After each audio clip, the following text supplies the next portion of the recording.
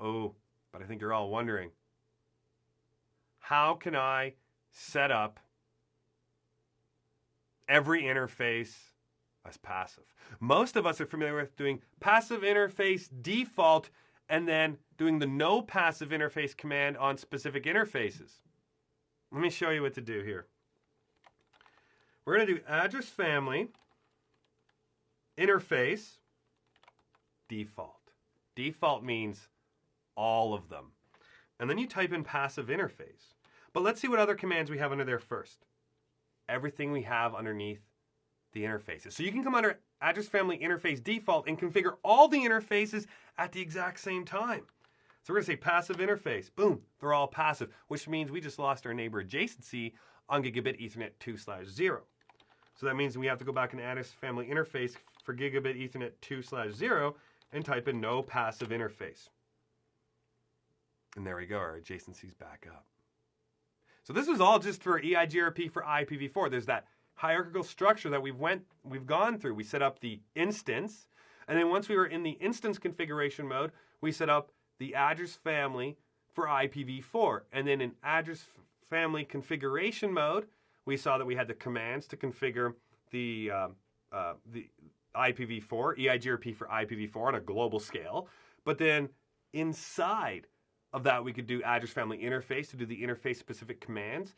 And then the topology command brought us into the commands that are the address family topology configuration. So that way there we could modify those commands that affect the topology table, like variance and redistribution. So what about IPv6? Well, let's back out of here.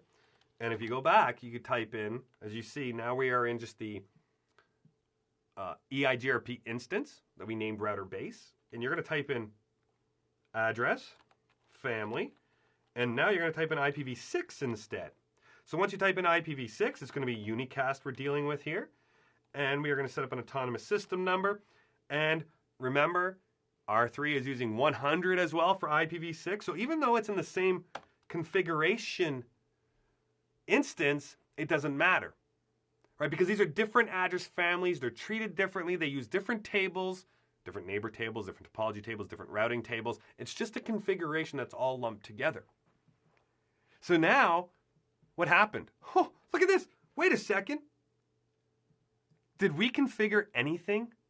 No, all we did was go into address family configuration mode for IPv6 unicast for Autonomous System 100. And look at that. It automatically enabled IPv6 EIGRP on the interfaces. We didn't have to do anything.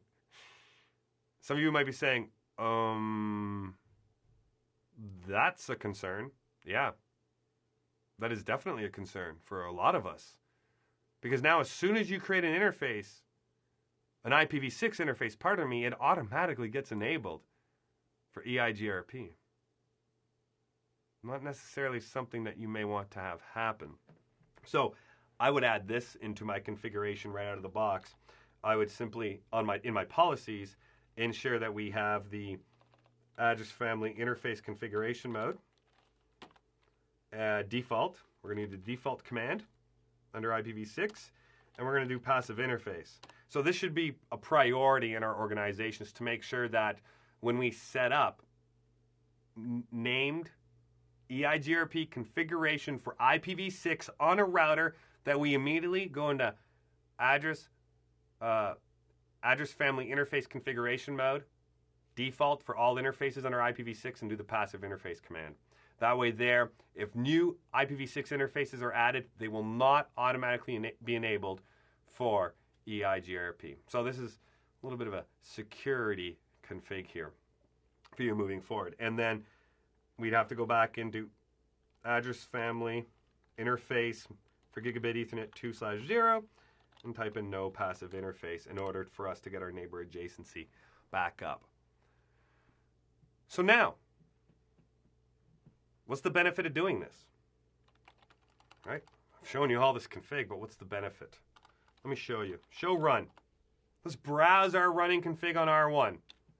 Is there going to be any EIGRP configuration under the interfaces? No, there's not. Is there going to be any IPv4 configuration under router EIGRP 100 as an example configuration mode? No, there's not.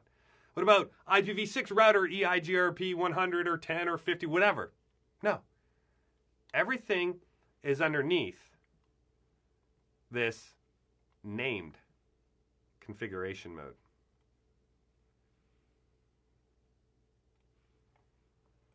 Router EIGRP underscore route. That's what we named it. There's the EIGRP for IPv4 configuration. This is the address family we created. All interfaces are passive.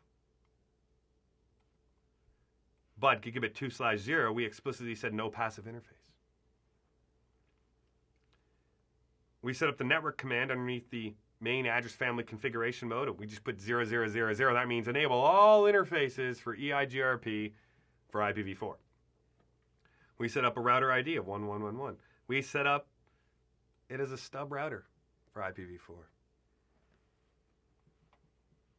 And then down here is the address family for IPv6 configuration for Autonomous System 100. Remember, this doesn't have to be the same as this. They can be different numbers. Don't have to be the same. All interfaces are passive, and then we made sure that we said no passive interface on Gigabit Ethernet 2/0. Now remember, as we saw, as soon as you enter into this configuration mode and create that autonomous system number under named interface configuration, all interfaces are automatically enabled for IPv6 or EIGRP for IPv6. So keep that in mind.